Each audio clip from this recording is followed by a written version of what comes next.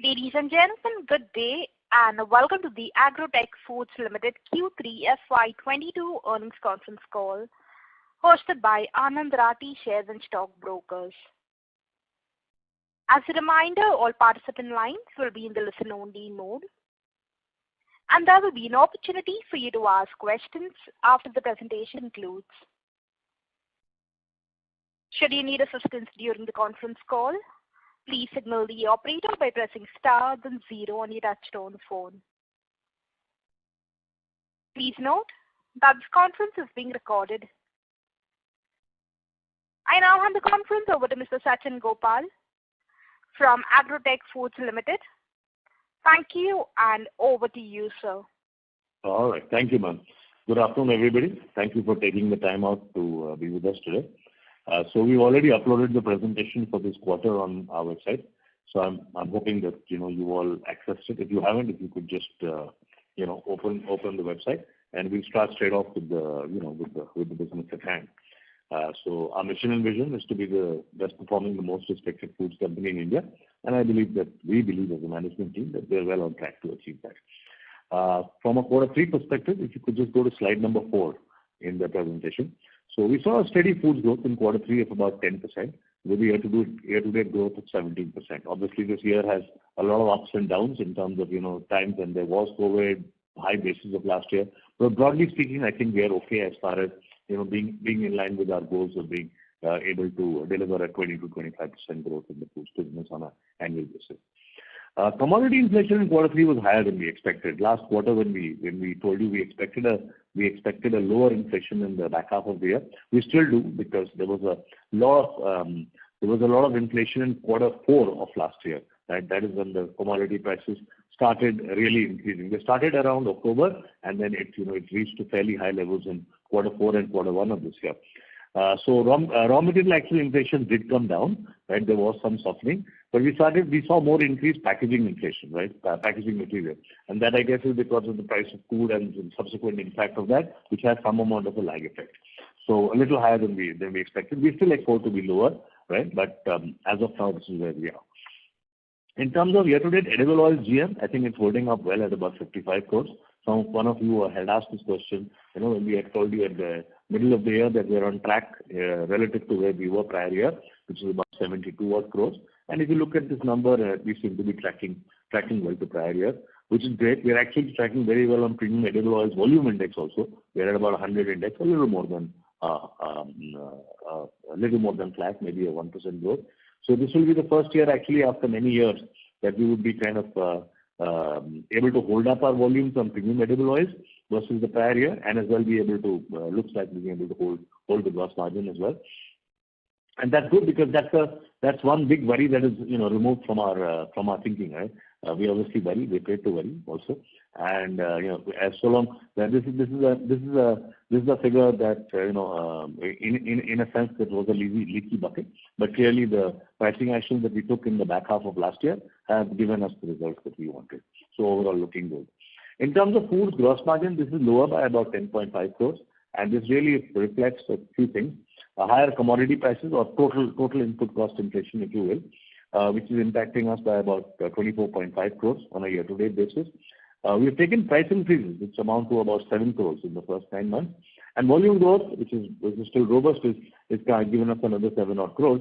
So that leaves a net deficit versus last year of about 10.5 crores. We're going to continue to manage it. We've taken pricing. We will see there's a lot more conversation about margin even in this presentation, which we'll walk you through today. So we are focused on it, but at the same time, we don't want to do anything silly in terms of pricing, which will jeopardize the core ingredient of our 20 to 25% growth that we need on the foods business and have been delivering. As you all know, we talked about this in late November. We exited from the Crystal brand, from selling it ourselves into a franchise model from November 1st as planned, and therefore those sales are not included. And we obviously fully expect to be able to make up these revenues, both in terms of the food growth. In fact, just in terms of the food growth itself, we should be able to make up the lost revenues. Year-to-date SG&A is pretty much flat to prior year, with the exception of higher CSR provisioning and royalty. There was a doubtful debts provision in the prior year of about 3.5 crores, so that kind of offset the travel cost and any other increases that we are seeing in this region. And as a consequence, PBT and PAT are down about 15% and 17% versus prior year. Okay, so if you could just go now to page 6, this is the ready-to-cook category. You can see here that in quarter 3, our volume was up about 5% and value was up about 8%. So this reflects really the pricing that we executed in the non-10 rupee packs in terms of popcorn, right? All the other packs, which is instant popcorn at 30 to 33, and also microwave popcorn from about, say, 70 to 72. Give me a moment. My computer has just decided to sleep. So, yeah, okay. So there's definitely some softening that we've seen in RTC popcorn growth rate. I don't think it's as much as it is reflected in this chart. We think we are probably getting about 8 to 10% growth right now because November was very soft, and as it was for us and for many other companies in categories. So, but it is less than what it was, from the peaks that we saw in quarter 1 during the second wave and also last year. Right. So we think we are still in good shape as far as closing this year is concerned in terms of a good growth rate in the mid-teens, in terms of volume and definitely in terms of value as well. Our bigger concern going forward into next year is how will next year pan out, because as schools and all start to open, children are not going to be that much at home, and what impact that has on consumption is something that we cannot forecast very accurately at this stage, which is kind of what we expected from this year. When we did our planning this year, we had assumed a mid-single-digit growth from a budgeting perspective, which obviously came out to be much better because COVID continued for a longer period of time, right? So we believe the introduction of our mini meal kits is very well timed to therefore sustain this growth rate, a strong growth rate next year, right?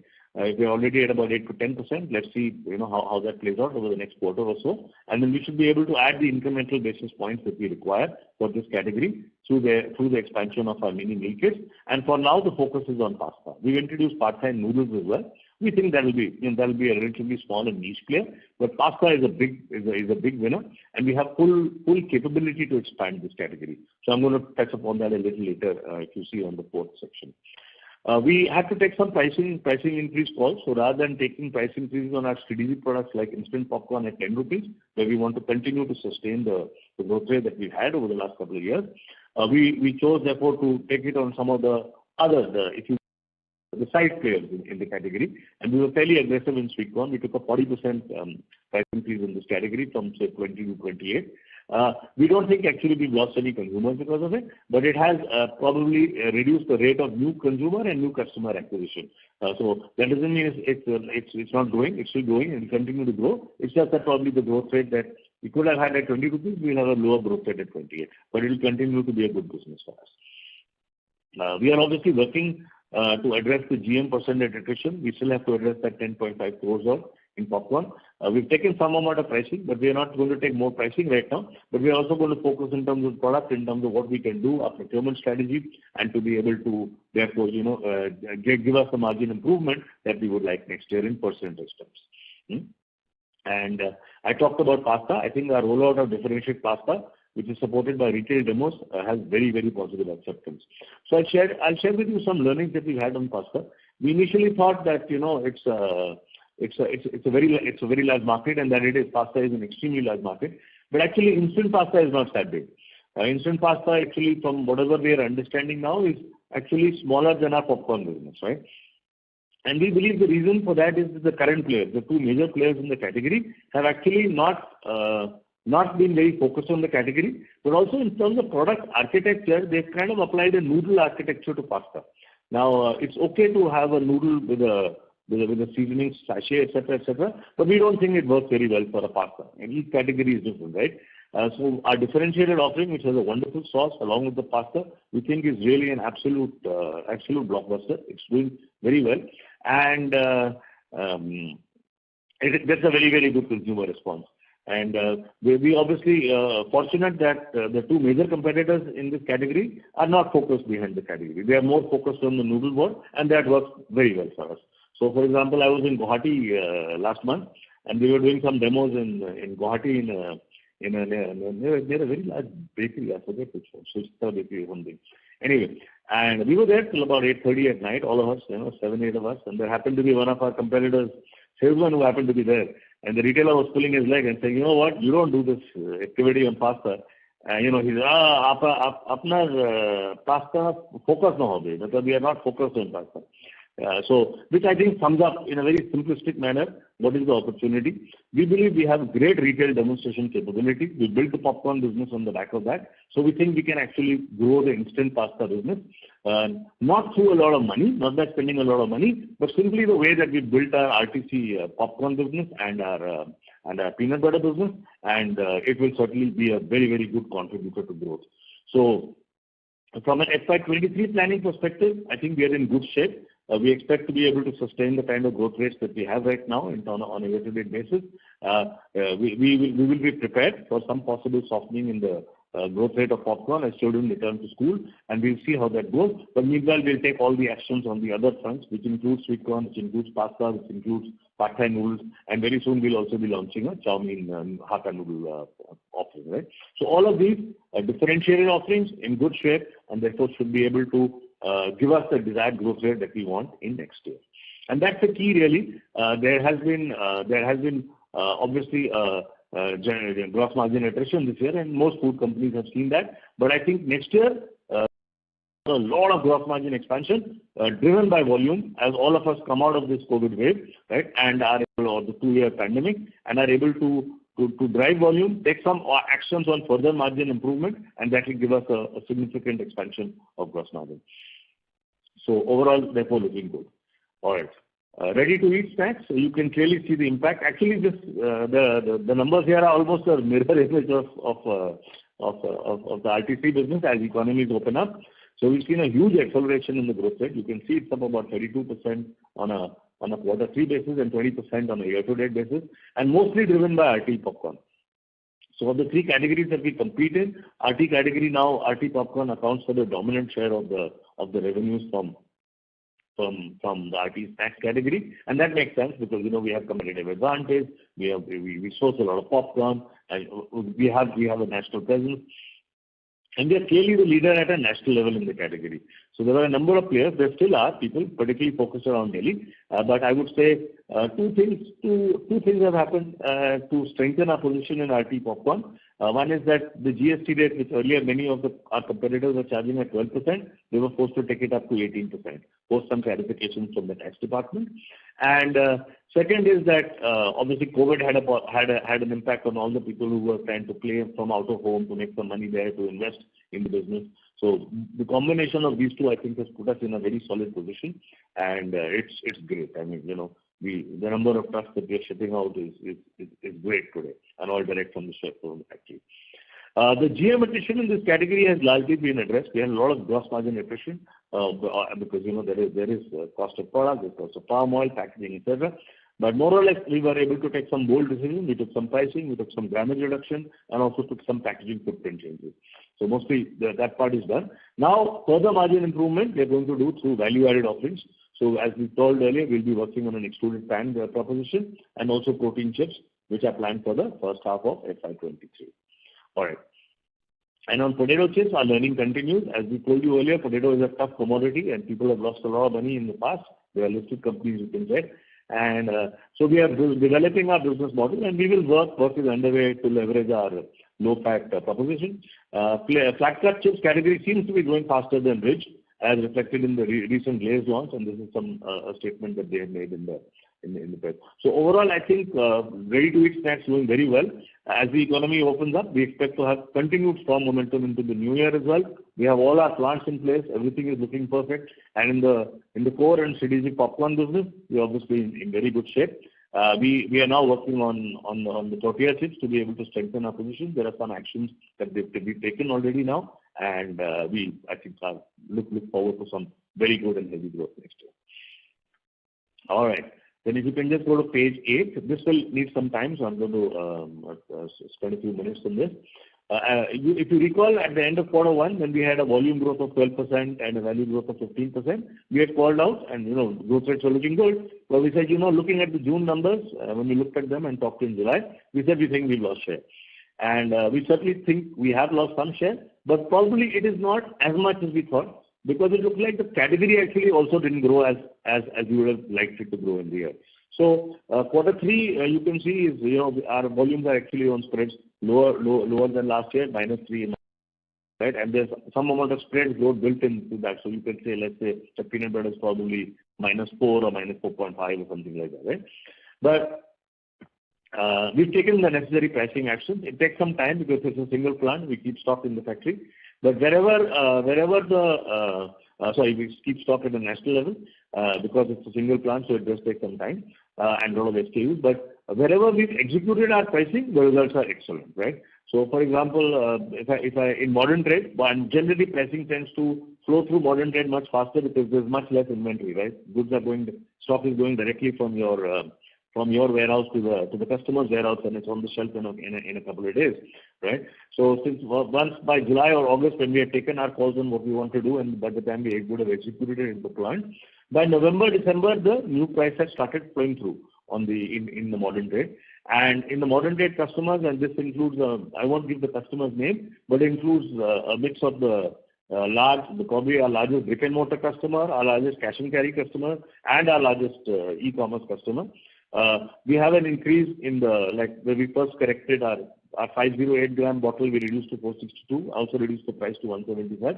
We've got our November, December averages are almost between 21 and 33% over the Jan-October averages, right? Now that doesn't mean suddenly the business is going to start growing at 25-30%, but it means that the strategy is working, right? What will be the final number? We'll see how it pans out. But quarter 4 should look better than quarter 3, and after that, I think these immediate actions will enable us to get to like a good double-digit get us to a good double-digit growth next year. So that sluggish volume performance, we believe we've taken an immediate short-term action on that, but there's more work to be done, and I'll explain why. The industry data that we got for 2021, and that's for the calendar year 2021, Jan to December, right, indicates that the category grew by about 10% versus the prior year, i.e. versus 2020. However, this category growth is not very different from 2020 over 2019, which is also 10%, right? So that's one part. And second is, it actually showed us an increase in ATF share. It's a small increase, but it's showing that increase in calendar year. And that actually makes sense from a calendar year perspective, because our shipments while this is for the fiscal year, this data, our data for the calendar year also indicates a growth in shipments which is close to the 10% mark, right? So it's believable on a calendar year basis, right? But there are two important conclusions, therefore, if you look at our data and you look at this data. One is clearly the higher category spends have had no impact on growth rates. We spend about 6 crores a year. As you see from the comparative spends, those charts later, Hindustan Lever spent about 40 crores in the year. So the spends went up from 6 crores to 46 crores. In other words, almost 8 times, right? But no impact on the growth rate, right? So many of you ask this question, and I keep I answer it, and it's okay. It's a conversation that I enjoy having. Is, why don't you spend more? What happens more A&P? And I remember even at the board, when we were having these conversations, we say, okay, but if HUL comes in, they'll spend more money. Will the category grow faster? The answer is no, right? There is only one way, in our opinion, to grow categories, and of course to grow them profitability, which is our way, which is like ready-to-cook popcorn. We've built the category. Peanut butter, we've built the category. So just coming in and spending a boatload of money doesn't really impact the growth rate either, right? And frankly, doesn't even impact share that much, because in our assessment, even though HUL has spent the money, by now they would have spent cumulatively about probably 55-60 crores. The return on that investment is very low, because the revenue that they are generating is going to be very low, right? We are in the market, and we have been seeing across the country, and I personally have seen in towns which range from Surat to Hyderabad to Bawadi, and it's a very limited distribution of the product. So undoubtedly it will grow, but it is certainly not what I would have expected, and that makes sense, because I can tell you that when I was sales director of Procter & Gamble, it used to be really difficult to actually make a large organization and a large field force make successful initiatives which are very small in relative to the total size of price of all the initiatives, right?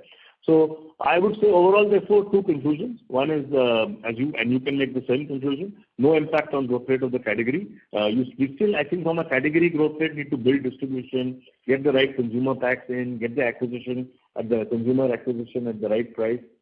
Just bear with me for a minute. And Right.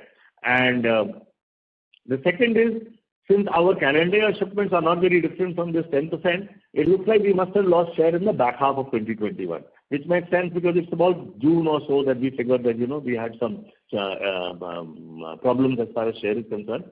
So we've already taken some pricing actions, and as we mentioned, we are now doing further things. I'm still on page 8. Through our new product price architecture, we'll be launching a high protein variant very soon to be able to handle the top end of the market, which will be differentiated product from our current product. Our SMB base we will continue to drive with mass media as we are doing right now, and we are also introduced a value offering which is really offering pure value. So we will segment the peanut butter market into three pieces and attack all of them. And we feel therefore that more or less we're in good shape in terms of the actions that we require to take as far as FY23 is concerned to be able to get back to that 15% growth that we require, because we require to get 20 to 25% of the total business, we still require our bigger, larger businesses to keep growing, categories to keep growing at 15%. So that's true for ready to cook also, and that's true for spreads also. And we are also addressing the peanut butter margin, right? Because there is some margin impact of the pricing that we've taken. So we are making some recipe and some process modifications. We are reviewing our procurement strategy. How can we buy cheaper? And also we expect to get operating leverage gains because it's our own plant, and we have a certain fixed level of costs which are associated with it. So as we push through volume, we'll definitely get that margin enhancement. We had this challenge about 4-5 years ago on the 1 kg pack when we had introduced it. We had followed the same strategy and we had got similar gains in operating leverage. So no problem, and overall therefore we feel comfortable. Chocolate spread gaining momentum. We spend, as you know, no money really on this from an advertising perspective, and don't intend to also in the near term. But the business is gradually growing month on month, and it's coming to a reasonable size. All right. So if you could just go to page 9 of the presentation now, and we cover our breakfast cereals. You can see here continued strong growth of about 45% in margin, 28% year to date. Don't read too much into the quarter-on-quarter figures in this particular case, because the business is small and it depends on what was happening last year in the same quarter. Like for example, during the first phase of COVID, we probably didn't ship too much into the market, right? We would have prioritized other products in that period. So because this was a new one, so I would say read that from this. Just read that it's a decent odd growth, strong growth in terms of 40-45% of volume. Value growth is lower because we also got a 5 rupee offering with the shelf product, which is a bit like the Kellogg's chocolate product. The other big thing that we are doing is we've started increasing our focus on larger packs. So initially, our play was more in cereal snacks because we are a snacks company, and that's where we had advantage. But now we've got the supply chain smooth, everything done. So we started moving into the formal breakfast cereal category. So if you go into the market today, you'll see more box packs of ours, larger packs, and we're starting to play with the categories. Here, the raw material inflation, frankly, has not been so much as it has been in the salty part because that is influenced by palm oil. But we continue to work on margin improvement. We are now producing this in 3 plants, and this will come through volume growth and operating leverage, because obviously as we push more volume through these plants, operating leverage will come. We are also doing a phased introduction of oats in quarter 4, so you'll start to see that depending on where you are. The strategic intent really here is supporting our Thunder of Heart edible oils franchise. So once you see the execution later in the April call, or maybe after first quarter, we'll be able to give you more details of this.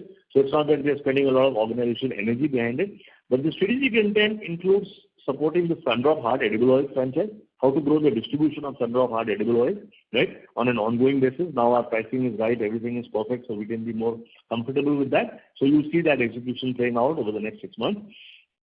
And also improve procurement of hearts. We also use oats and granola, and one of the things is when you buy more and more oats, then our granola profitability will also increase. So these two are our strategic intent. Other than that, we'll have a cautious approach to it, but you can expect to start seeing it. And we are on track for a very profitable business in FY23. So that's good.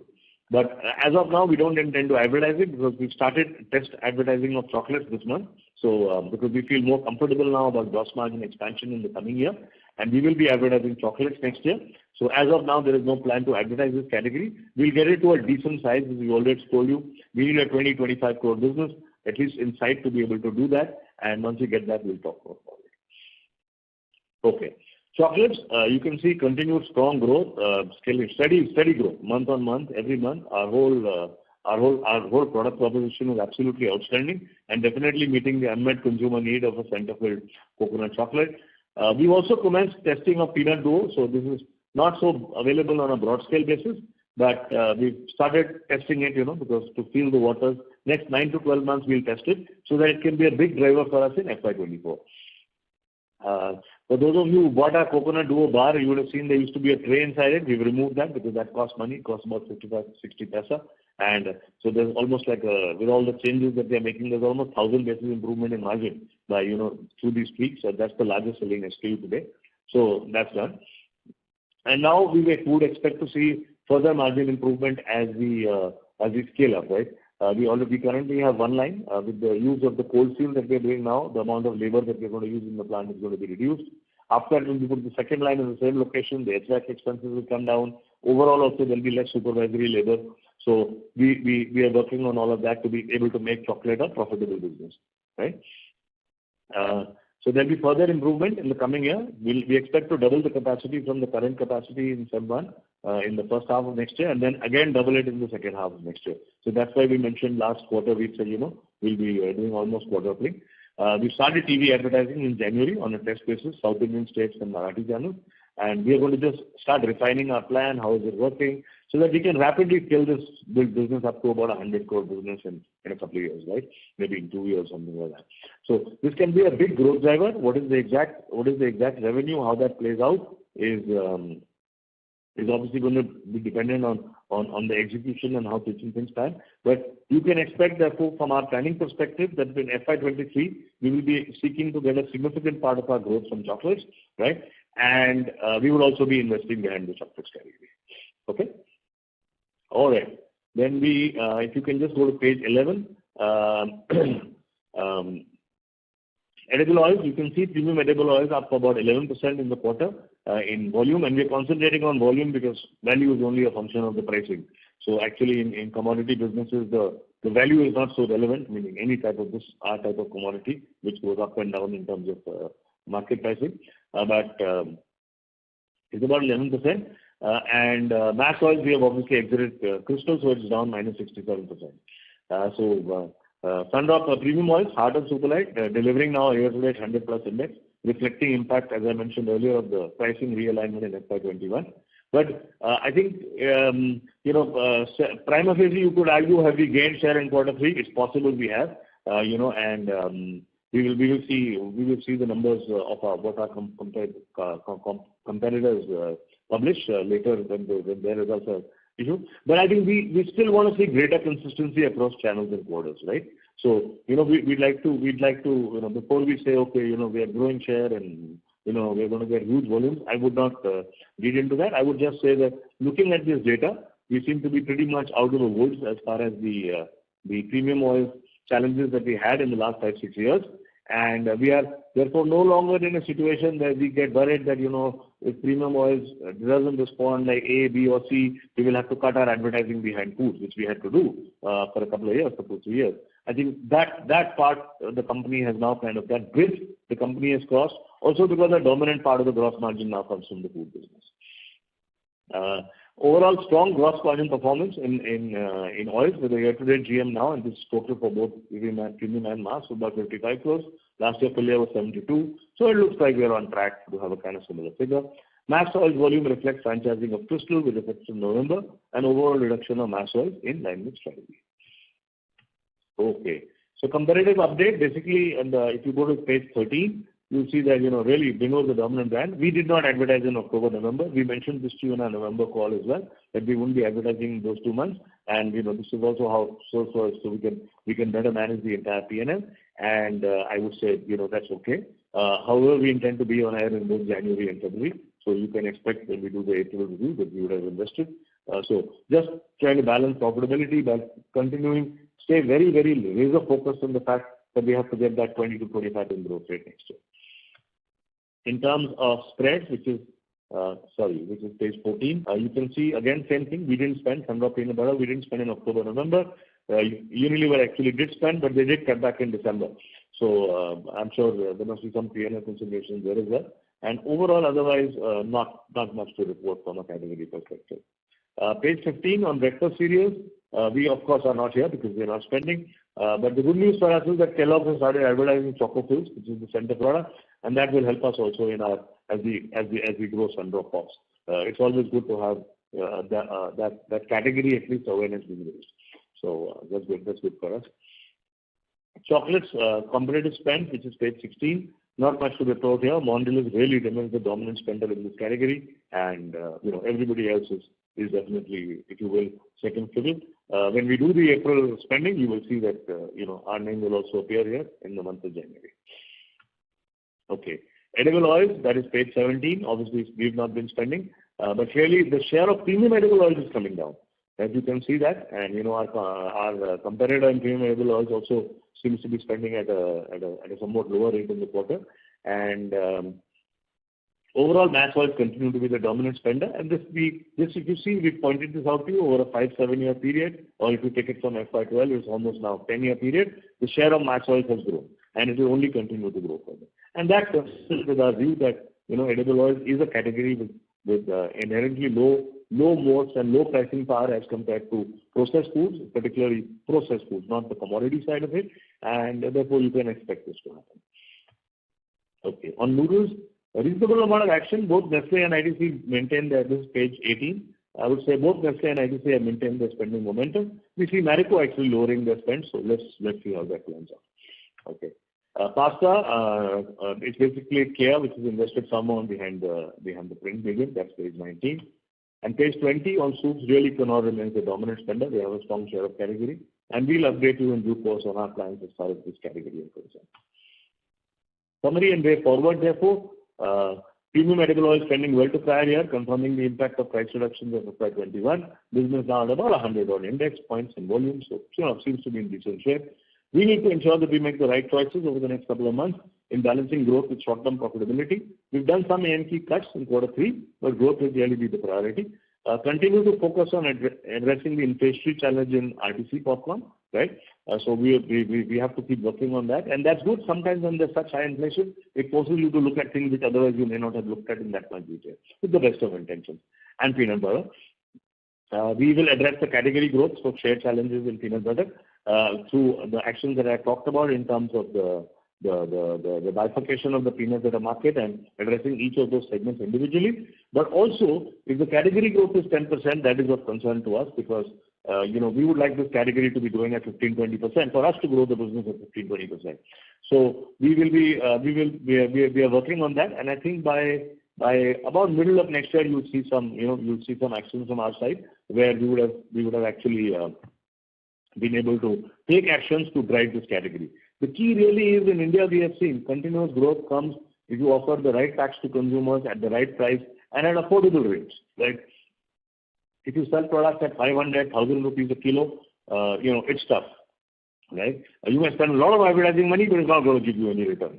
Right? So we need to balance it, and clearly the sweet spot in India is always at about 250 to 350 rupees a kilo, kind of in terms of pricing, but with the right smaller cash-in points. So that's what we're going to try and see. Currently, we are our lowest cost peanut butter offering is, if you exclude the sachet packs, is at about 50 rupees for 100 grams. So that's 500 rupees a kilo. So that's a little on the high side. So we're going to see what architecture we can deploy to be able to improve our offering there.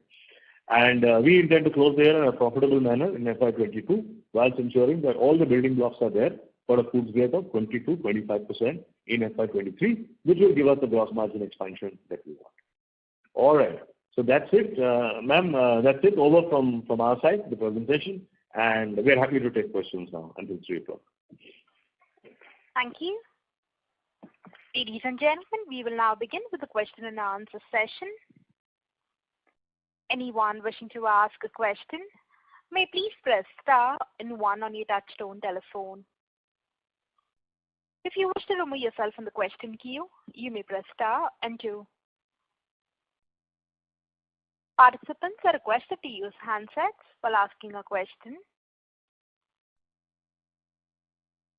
Ladies and gentlemen, we will wait for a moment while the question queue assembles.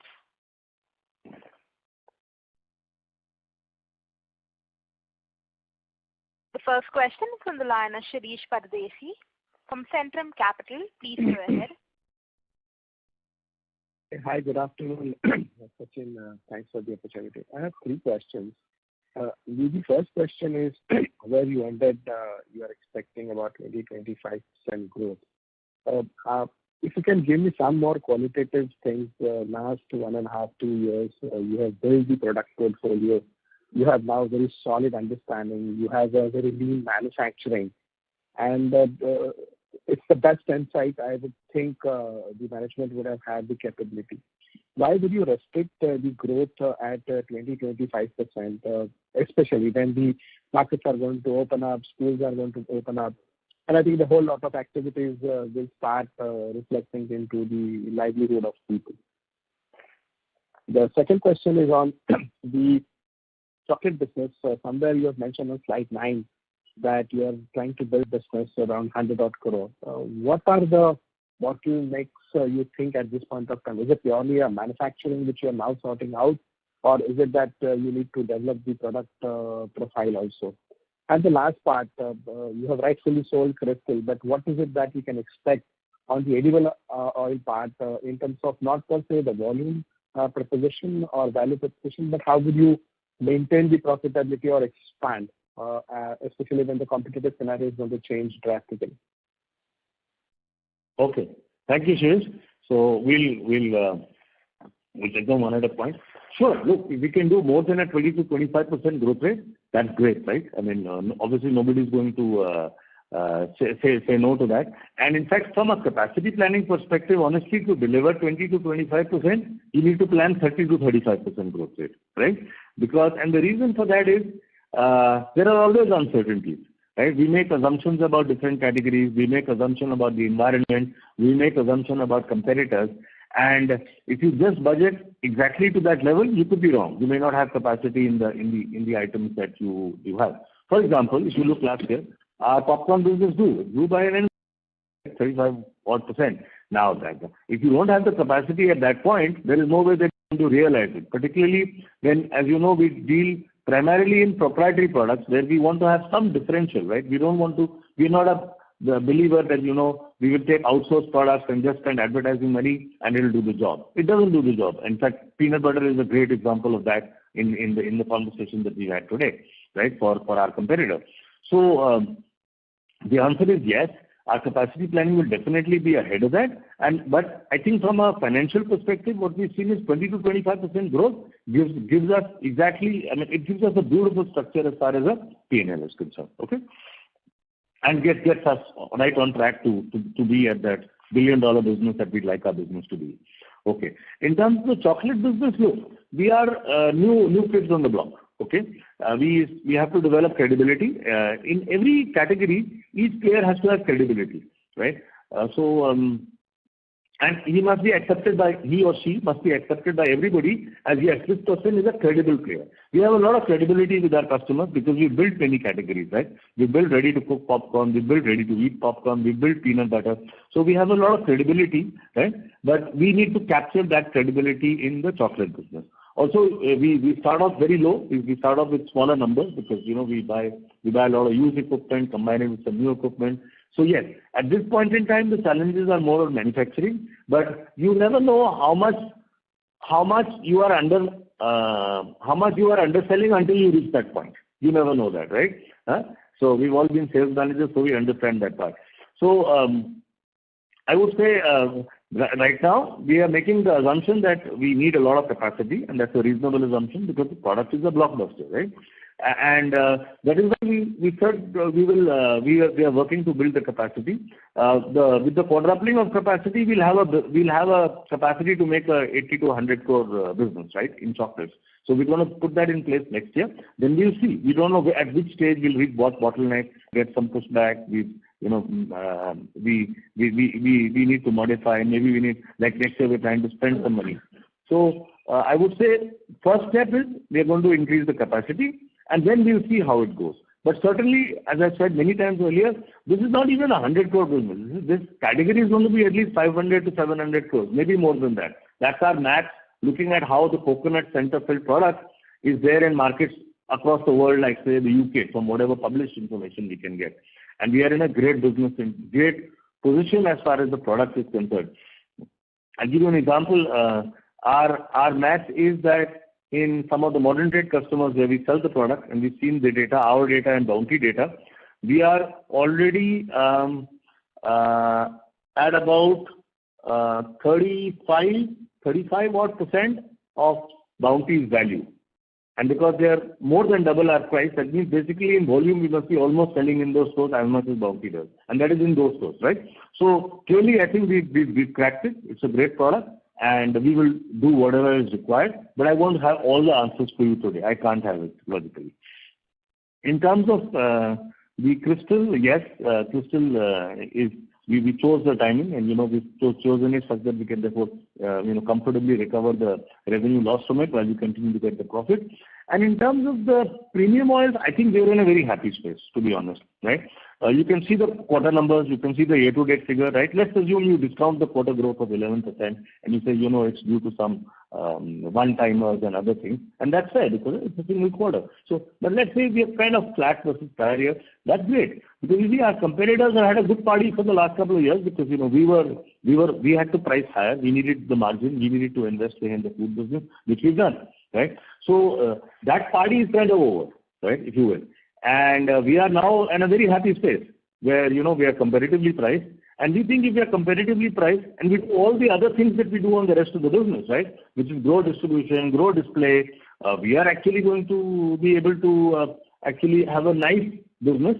And as I talked about oats, we'll see how to use other categories to be able to support it. And we will, I think, be in a very good shape. Okay. So, that's it, Shirish. But thank you for asking the questions. Appreciate it, man. Cheers. Thank you, Sachin. Thank you. We'll move on to the next question. That is from the line of Chirag Maru from Keynote Capital. Please go ahead. Thank you for the opportunity. Sorry to interrupt, Mr. Maru. We're not able to hear you clearly. Can you speak a bit louder? Am I audible now? Much better. Please proceed. Okay. So my question is that it is commendable to see that in last 12 quarters we are able to double our food business top line on a quarterly basis. And our oil business is almost stable. So now I understand that as we are exiting the Crystal business, there would be a direct impact on our gross margin and we would see a better gross margin coming forward. But as we increased our revenue from food business from 27% to almost 42% now, we are still not able to see any improvement in gross margin. I just wanted to know a reason behind that. What is the reason why we are not able to improve our gross margin? Second, sir, as it's a request that as now our food business has become a bigger chunk of the total top line, will it be possible for you to give us separate segmental results where we can find how are we performing in food businesses and how are we doing in our oil businesses? That's all from my side. Okay. Thank you, Chirag. Right. So, the first answer is I think you start to see the gross margin now, right? So look at it like this.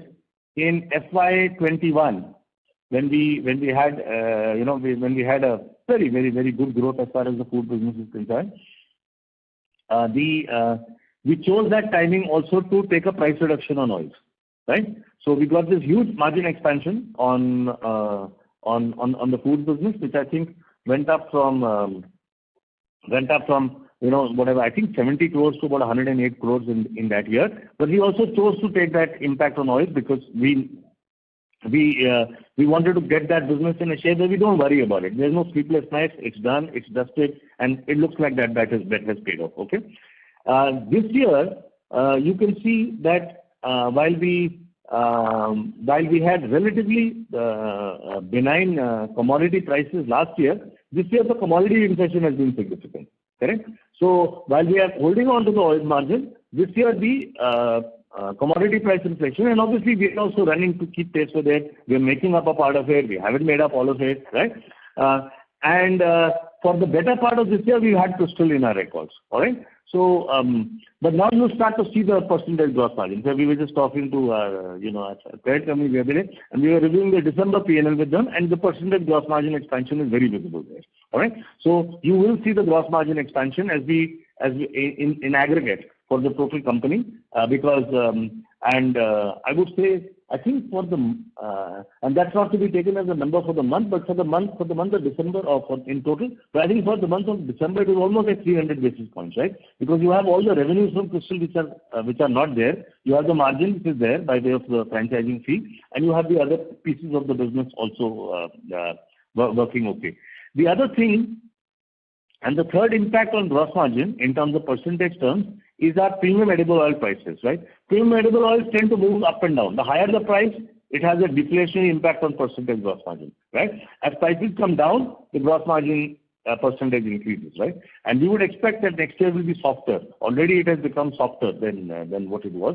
So we would that also has a positive impact as far as total percentage gross margin is concerned. Okay, so let's see let's look at the results over next quarter, and you should see a change in quarter 4 versus say quarter 3. That should be visible, right? And it will all flow through. Yes. So the theoretical assumptions that you said are correct, and they will play out. It's just that there are different factors which why it has not been visible in FY21 because of the oil decision, and in FY22 because of the inflation, commodity inflation. Right. And as far as foods is concerned, no, because you see we have a consolidated definition in fact in our because foods is the operating segment of the company, and as you know, we have to disclose also to the street exactly how we see it, and we also see it like this. Whatever we tell you is the way we see it, the way management sees it, right? So we actually don't do a separate P&L for the food business, right? And if you recall, I think sometime last year I'd shown you what I said was a structural P&L of how it would look, right? Just to give an idea. But obviously it's a very nice margin, and it's a nice business, and it's headed towards the kind of business that we want it to be with a strong EBITDA margin. Okay. All right. Thank you, Chirag. Thank you for asking questions. Appreciate it. Take care. Have a good day, man. Cheers. Thank you. The next question is from the line of Shivank Agarwal from Perfect Research. Please go ahead. Good afternoon, sir. I have few questions. I will list all of them at once. Question 1. We don't know that you buy Nielsen data and only share annual numbers, but could you please share some qualitative insights for the distribution reach in the number of stores for the branded food business? Question 2. What headwinds are we facing in the spread and dip category? When can we expect at least 10% volume growth in the same given the intense competition in this space, especially peanut butter and chocolate spread, given we are dominant brand in the same and even our price is very competitive?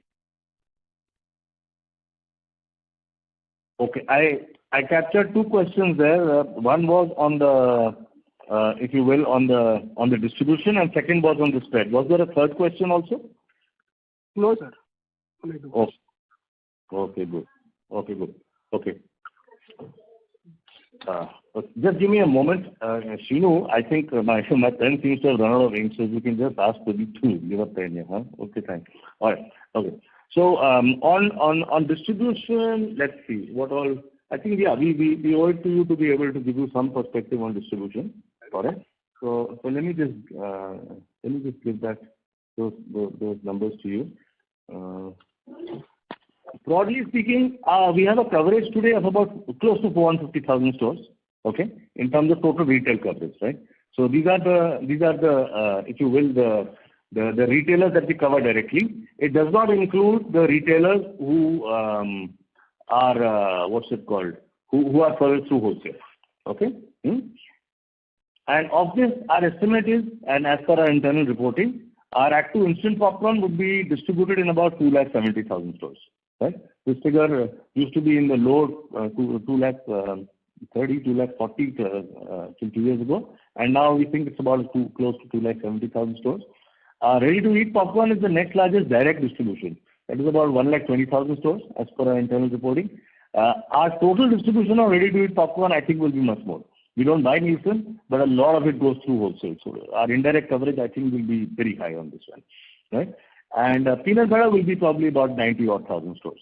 Okay, so these would be the key distribution figures for for our mainline products. In terms of the spread business, no, it should be much more than 10%. We are not happy with each of our categories has to grow at 15% plus our base categories, and then the new ones like chocolate, breakfast cereals will grow much faster than that to be able to give us that, the blended growth that we need of about 20 to 25%. So our expectation is that by next year we will be working on the kind of growth that we've had in the past, right? We'll be working to see how we can, get up to that 15% growth. And I think we'll get there, but it's just that how much time we have to do this pricing work, then we have to do the architectural work, and then we have to do the consumer acquisition work. So these three pieces of work we are underway, and I think we will get there. Obviously, the main competitive advantage that we have is we have our own plant, right? Which nobody else has. Right? None of the other players have it. They all rely on third parties, like all of them. So we are therefore we feel that we can leverage that value. Okay. Thank you. Thank you. We'll move on to the next question. That is on the line of Aspi Basania from AB & Company. Please go ahead. So thanks for giving me an opportunity.